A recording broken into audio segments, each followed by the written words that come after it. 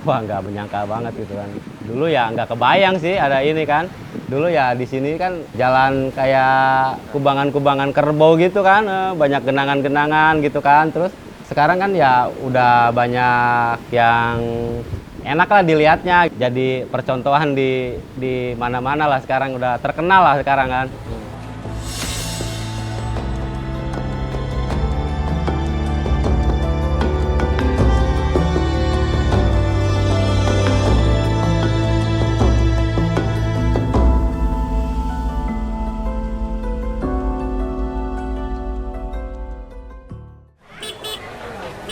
Di tengah krisis pangan global dan kebutuhan protein yang kian meningkat, Indonesia terus berjuang. Konsep ekonomi biru menjadi tonggak kelahiran program revitalisasi tambak Pantura. Tujuannya tentu saja untuk membangkitkan kembali harapan yang nyaris sirna. KKP saat ini sedang mengusung satu tema yang menurut kami itu bagus, yaitu konsep blue economy atau ekonomi biru. Ada 5 policy atau 5 poin ya, gitu. Salah satunya adalah di poin ketiga, di mana kami itu diminta untuk melakukan pengembangan perikanan budidaya baik di pesisir, di darat maupun di laut. Itu kenapa kemudian kita mengembangkan perikanan budidaya. Nah, untuk bisa memberikan contoh, maka kita membuat satu model atau modeling. Nah, tilapia kita punya modeling di Karawang ini, di salah satu UPT yang kita miliki. Luasannya cukup luar biasa, 400 hektar totalnya. Kita sudah membangun di 84 hektar yang fase 1. Dan saat ini sedang kita kembangkan di fase yang kedua, totalnya 230. Jadi kalau kita jumlah nanti, kita akan punya modeling budidaya ikan nila salin seluas 300 sekian hektar. Tujuannya apa? Tadi saya sudah katakan, ini sebagai modeling karena kemudian kita punya mimpi besar.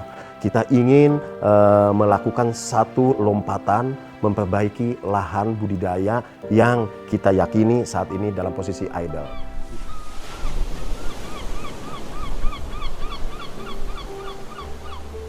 Di pantai utara Jawa itu ada sekitar 78.550 hektar yang kita yakini dia idle. Dulu 30-40 tahunan yang lalu bekas budidaya udang, tetapi tidak dilakukan dengan tata kelola yang baik dan benar, sehingga saat ini lahannya tidak produktif. Maka solusinya adalah kita mencoba mengganti komoditasnya dengan komoditas yang jauh lebih tahan.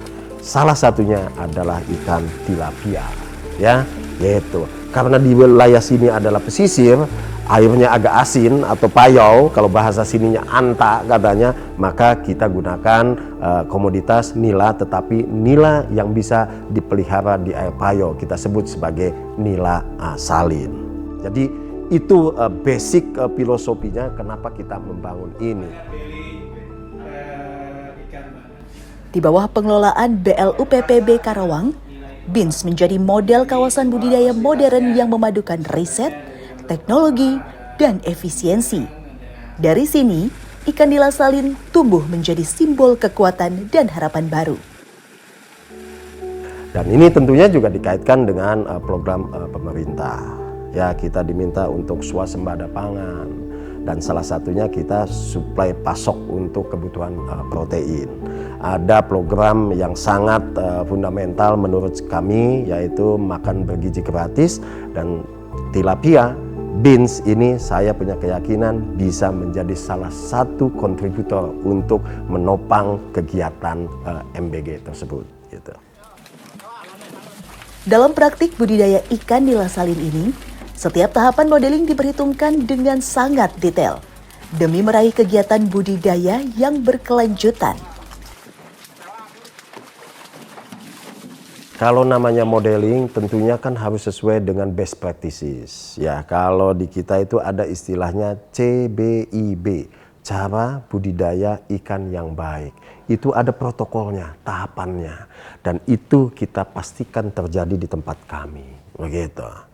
Kalau CBIP itu dilaksanakan dengan baik, maka sustainabilitas dari kegiatan budidaya ini bisa kita capai. Long term-nya itu terjadi begitu. Itu yang ingin kita pastikan. Di sini itu di kawasan kita ini mulai end to end-nya itu tertata dengan baik.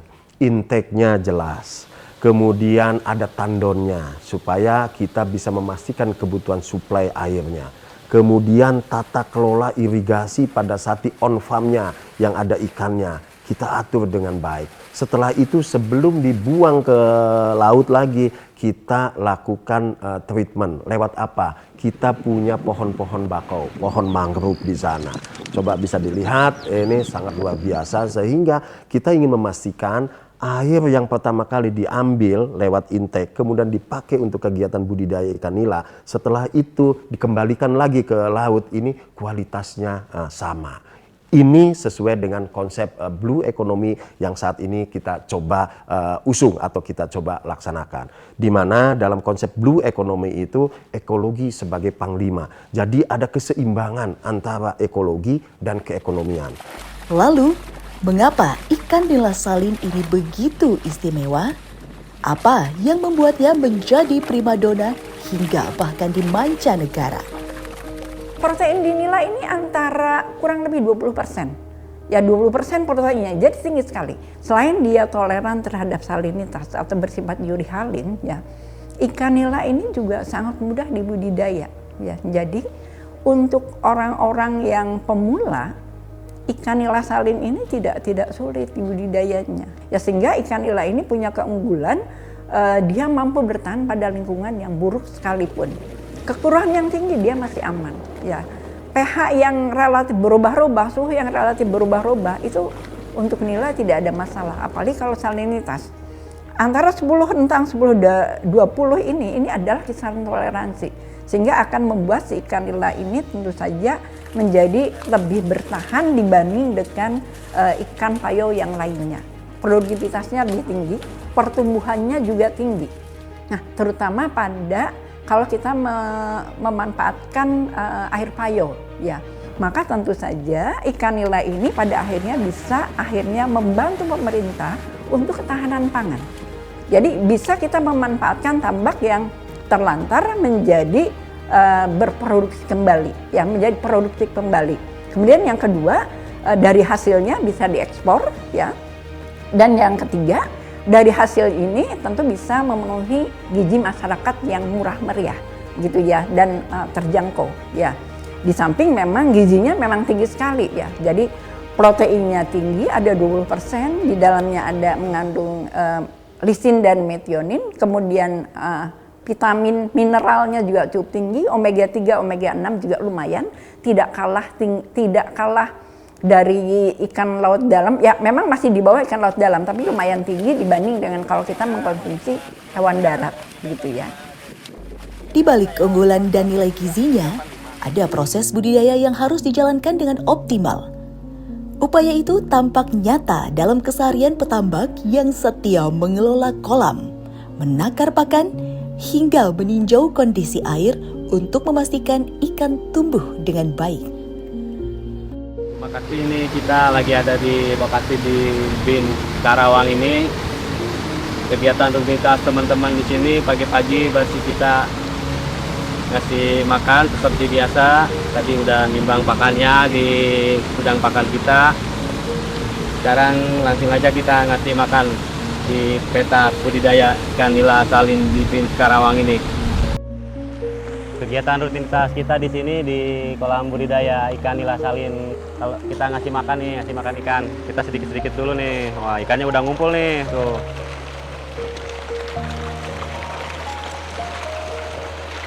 Kondisi ikan alhamdulillah sehat. Ini ikannya juga udah gede-gede, udah siap panen. Kualitas air juga alhamdulillah bagus. Udah gede-gede ini ikannya, mantap ini. Karena ini kan ikannya udah gede ya, jadi sehari ini kita udah sekitar kurang lebih 90 kilo atau 3 karung ya. Tapi tergantung mau ikan juga, kalau ikan kelihatan kurang makannya ya kita bisa tambah. Kalau ikannya lagi kurang makannya lagi kurang bagus gitu ya kita turunin dulu gitu sedikit gitu. Ya situasional di lapangan aja. Setelah habis makan biasanya rutinitas kita di sini kan ngecek kualitas air di sini kan, di kolam budidaya ini kualitas airnya, terus kualitas petak budidaya di sini, terus kualitas air tandon utama kita di sana, tandon budidaya kita. Nah baru kalau itu kalau ada kelihatan air jelek nih kita dibuang ke outlet kita di sini nih, baru disedot ke sana ke IPA sana yang ada di mangrove itu. Biasanya kan kita kalau kualitas air yang bagus itu kan ya seperti inilah contohnya ya, air kelihatannya jernih gitu kan. Beda kalau kita udah mulai air kelihatan jelek gitu kan. Kalau air kelihatan jelek itu kan berarti kan udah mulai keluar ada kelihatan agak hitam airnya gitu kan. Terus si ikan juga kan udah mulai kelihatan kurang nyaman dilihatnya ikan juga. Nah, baru itu kalau gitu kita harus segera disalin airnya. Kita dicabut misalkan di sana pipa itu kita buang sebagian, kita masuk lagi air baru dari tandon itu gitu.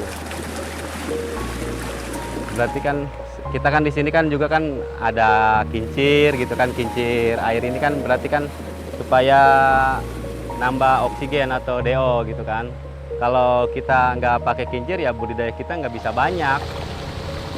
Sebenarnya kita kalau lihat air bersih itu bisa kelihatan dari kincir yang nyala juga itu. Contohnya kayak itu kan masih putih tuh kelihatan kan. Berarti kan kualitas airnya alhamdulillah masih bagus itu.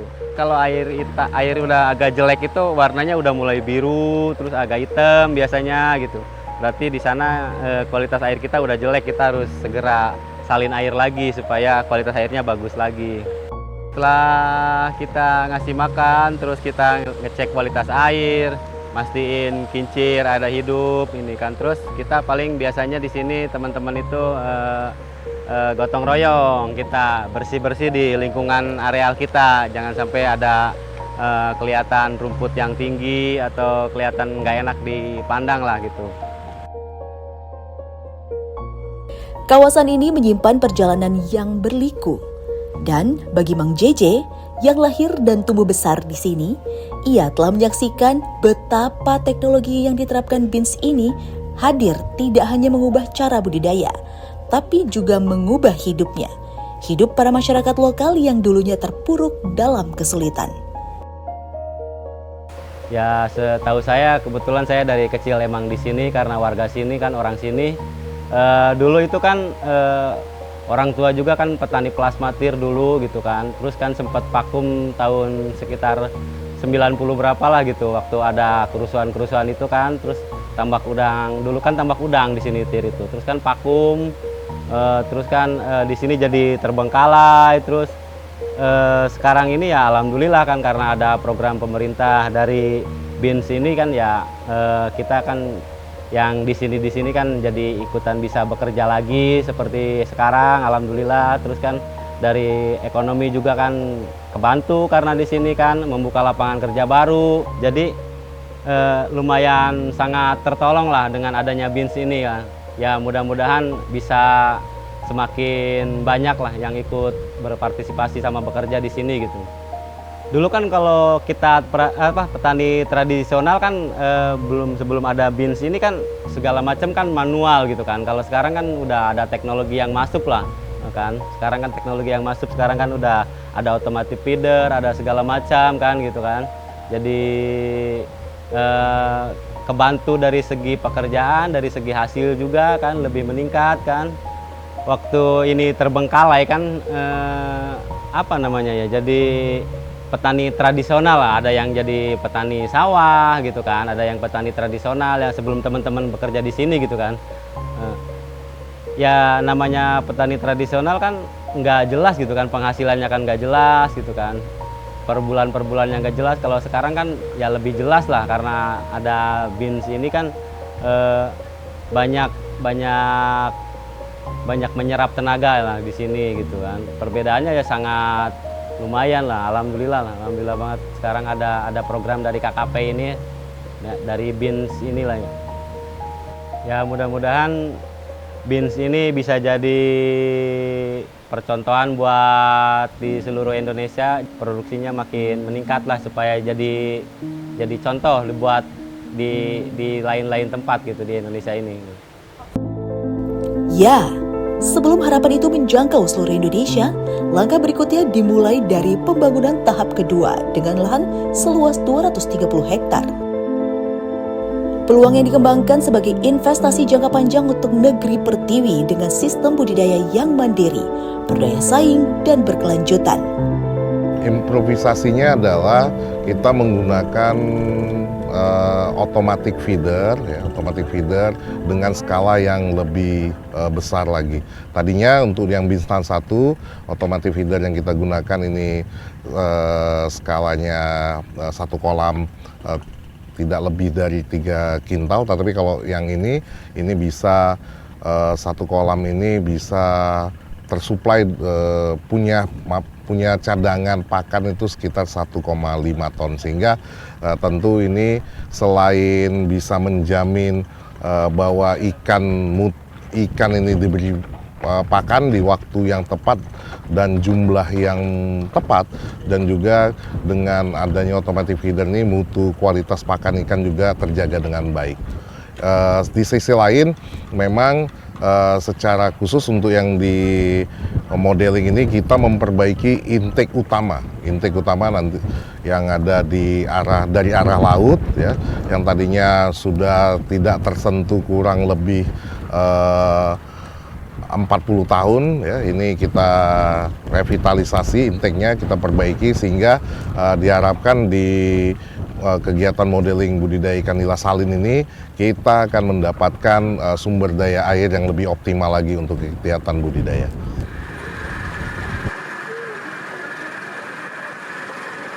Berkaca dari pembangunan tahap pertama, perluasan di tahap kedua ini dirancang dengan teknologi yang lebih maksimal. Ini kita berada di blok E3 ya, ada 20 petakan di blok E3 ini, di mana 2 petakan digunakan sebagai tandon dan 1 petakan digunakan sebagai ipal.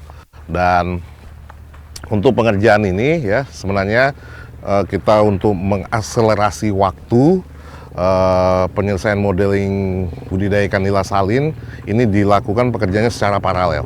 Jadi intake ada pekerja khusus, untuk yang mengerjakan petakan kolam juga khusus, kemudian yang mengerjakan ipal juga khusus, kemudian sarana-sarana pendukung juga seperti instalasi listrik, rumah jaga tambak, kemudian rumah genset, kemudian juga ada dudukan automatic feeder, dan kemudian panel-panel untuk kincir. Ini semua dikerjakan secara paralel sehingga harapannya ini akan cepat dikerjakan dan tepat waktu.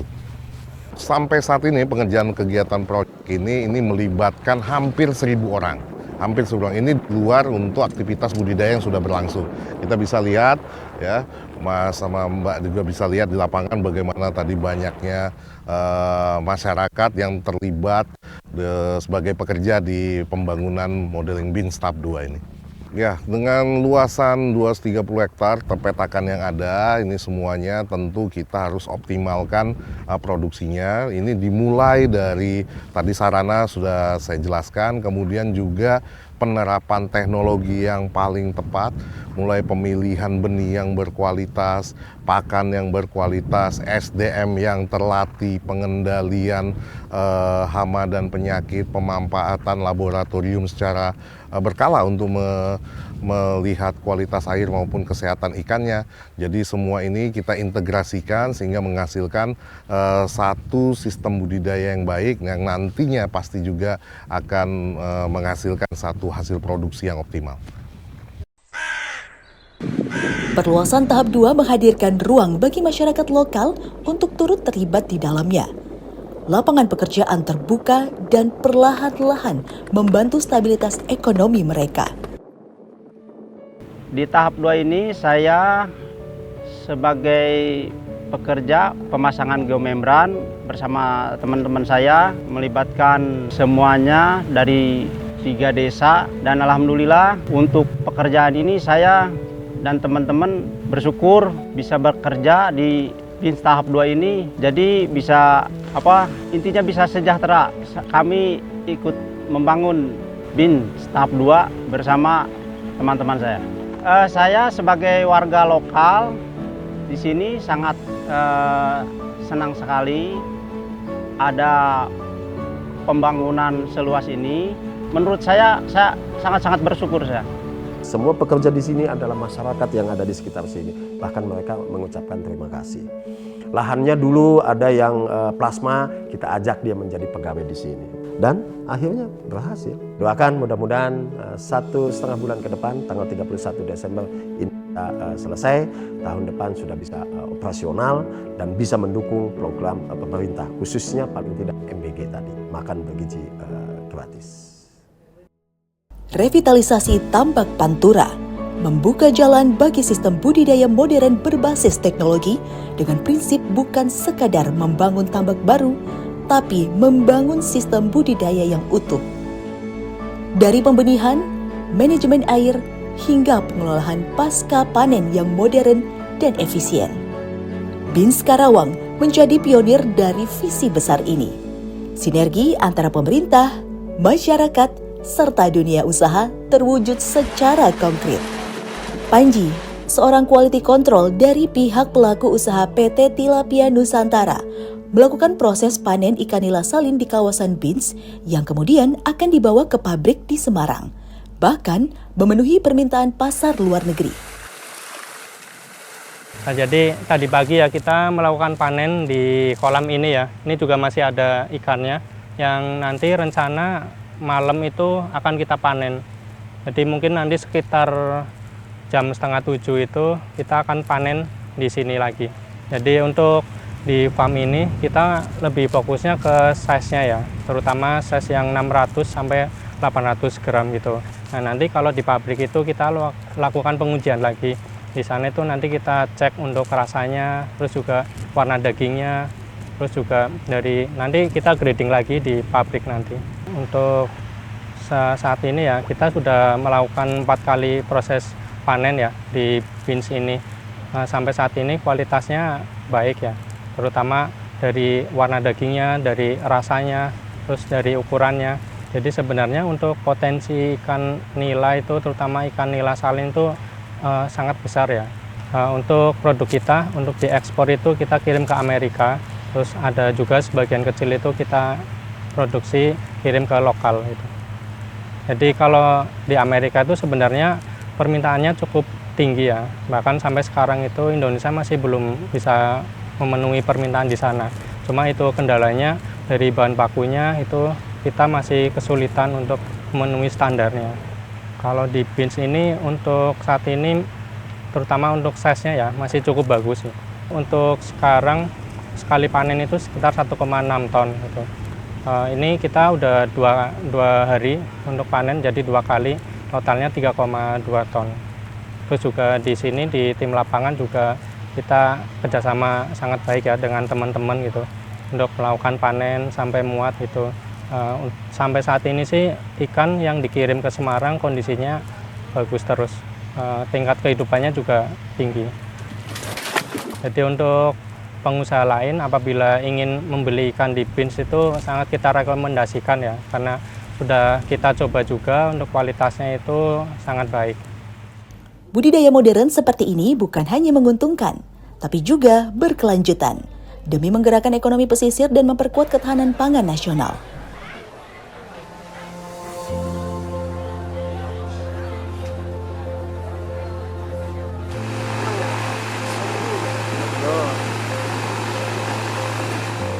Harapan kami untuk pembudidaya ikan, khususnya ikan nila gitu, kami menghimbau mari berbudidaya ikan, termasuk ikan nila dengan protokol yang baik, sesuai dengan cara budidaya ikan yang baik.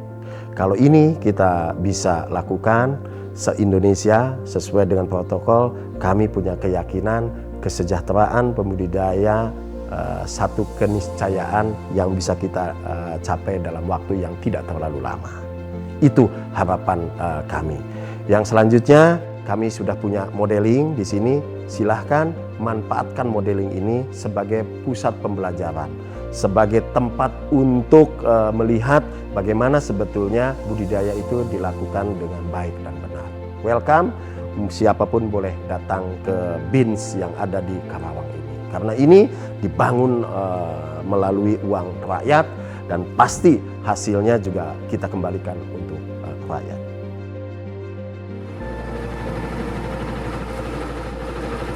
Perluasan lahan pembangunan BINS tahap 2 menjadi bukti semangat dan optimisme masyarakat bersama Kementerian Kelautan dan Perikanan demi memperkuat transformasi menuju ekonomi biru yang tentunya produktif, inklusif, dan berkelanjutan.